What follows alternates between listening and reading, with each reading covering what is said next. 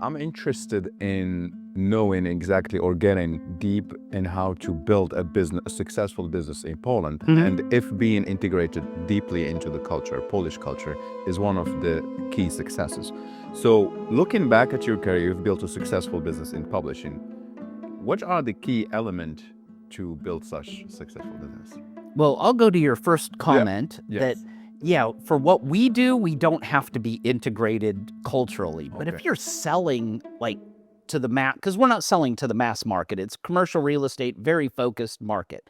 But it depends on what business you're building here. Of course, if you're selling FMCG products like candy bars and this kind of stuff, you definitely need to know the culture and the pricing and, how to make the labels and what people like and don't like. And so I would say it really comes down to, and unfortunately I can't give you a good answer to this because it really comes down to what you're selling and who is the final customer. I mean, so many, and you've probably seen it too, so many brands, big brands have come in, like super cowboys, let's say, and spent a lot of money, and they were out within 6 months or a year, and you're thinking, gosh, if we had 1/10 of that money, we would have made a fortune here, and I see it not only in Poland, but I see it in every city, every country I go to. So if I'm in Romania or I'm in there and I'm asking my team, hey, what happened to these guys? Same thing. Oh, it didn't work out. And, I'll talk to some clients and they'll be like, yeah, Bulgaria is a terrible market. Nothing worked out there. And I'm like, well, you just did it wrong. You came in and, I don't necessarily tell them that, but I think it's, you really have to be, I'm not saying you have to be cultural aware of everything, but you really need to know who the final customers are. And if you're selling some product great in the world or in America, it doesn't mean it's going to work here. Even and I think what one good example when Pizza Hut opened, they did a bunch of surveys and they decided no one was going to ever buy pizza in Poland, or Pizza Hut would never work. And that was the survey. And I think they're doing pretty well. They're doing amazing. So, and probably they changed a few things, if it's tastes or whatever to make it work. And, after they looked at the surveys or they were just completely wrong. I don't know. But I think you have to, it's just business 101 that seems like when people jump countries, when we do the same things, when we go to we're like, oh, this is working in Poland, let's do this in Czech. And then we see it's no way going to work in Czech. So even if, you're a global company, you're looking at the map and it looks pretty, let's just Central Eastern Europe, let's do the same thing in all the countries.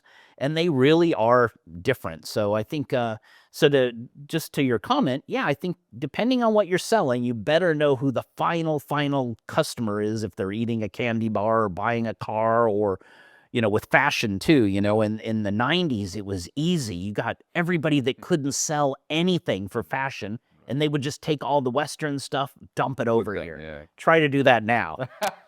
You'll be taking it back with you. Yeah, nothing was good. So it worked, probably worked before 94 and probably up till about maybe 96, 97. And then, then all the brands started looking, oh, that's a good place to dump all the stuff that didn't sell last season. Well, don't bother bringing it here now, because no one will buy it.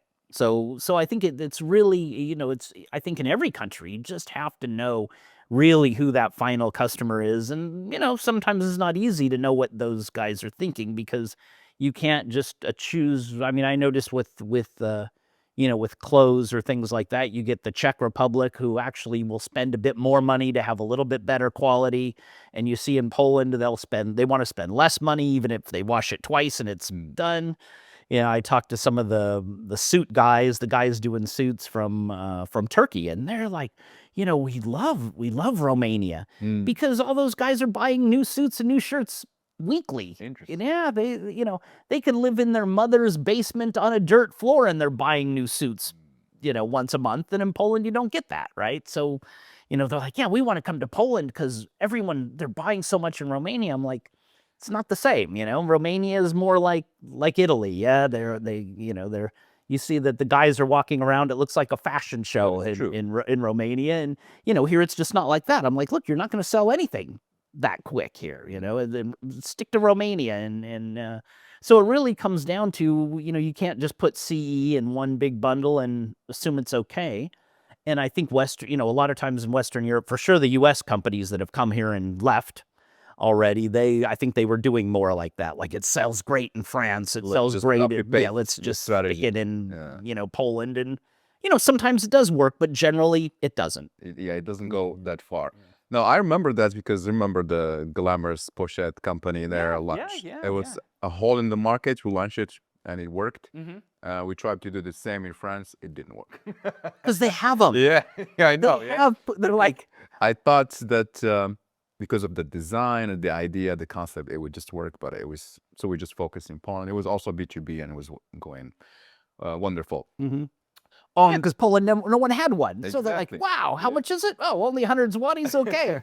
The French are like, I got a whole wardrobe of these, They're not going to buy another one, So on the same context, because again, talking about building a business in Poland, what are the things that one should not do to be successful here?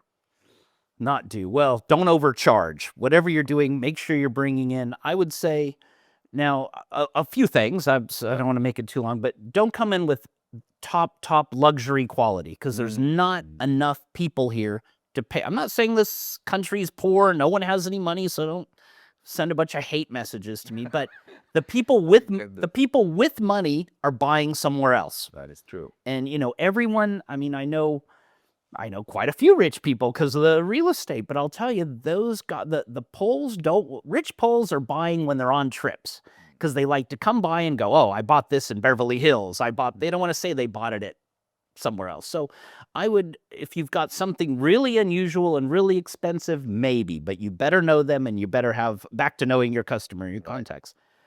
I'd say maybe premium, or really, really like, on some of the fashion and some of the things like that does well, is like this, these cut plate, these, what is it, 50% less, or I can't remember the name, I should remember. Like discounts. All these discount things and deals out of the UK, they're doing Pepco, all these kind of guys, they are making a fortune. But anyone that's coming in like middle, upper level, very difficult. And I think because you're just going after people that it's small market, and if they're buying, they're usually traveling a little bit. So if they're like going to the UK or going to France, they're spending the money there. Having said that, there are some successful luxury items for sale here, of course, but very specific, and those guys probably know their clients. So if you're selling luxury yachts or luxury cars, and you think, oh, I'll just bring in my own model, you've got to they're friends with each other. Again, it's a small group, and if they're not friends, they're enemies, but they're watching who's buying what, and they want to kind of get the same, not enemies, but they're competition, right? So I would say if you're coming in high end, you better have a good network of people that are really ready to pay. And I would say, a lot of times I see people fail is they go, we asked a lot of people, they all said yes, but none of them paid yes. So I think that's also something, that I think you'd see a little different from the US, because especially East Coast, if they don't want to buy something from you, they won't be nice. They'll tell you, no, we're not buying that. Don't even bring it to me. Where in Poland, no one's going to say that to you. No one is going to say that to you, even if no chance. They're like, yeah, that's a very good idea. Okay. And then, you're shipping it all over. So I think you really got to, again, know your clients at the end. It sounds like business 101, but it applies here. And it's not so easy. I would say in the US, they're more truthful. If they don't want it, they'll tell you. Here, I don't think I've ever had any Polish person in 30 years tell me, oh, don't do that. That will never work. Or don't, or I won't buy that. Maybe more like that. Like, oh, I would never buy that. I think it's more like, yeah, that looks interesting. And then they block you or something, so you can't sell it to them. But I think they're always quite nice here. Yeah. I mean, they are. I don't really run into, they don't want to tell you no.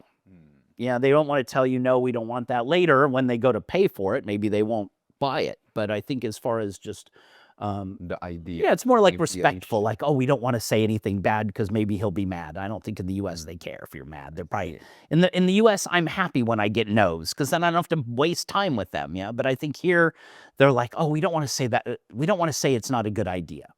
Interesting. And it might work. So then they look stupid. I don't know. Yeah. Why do you think so?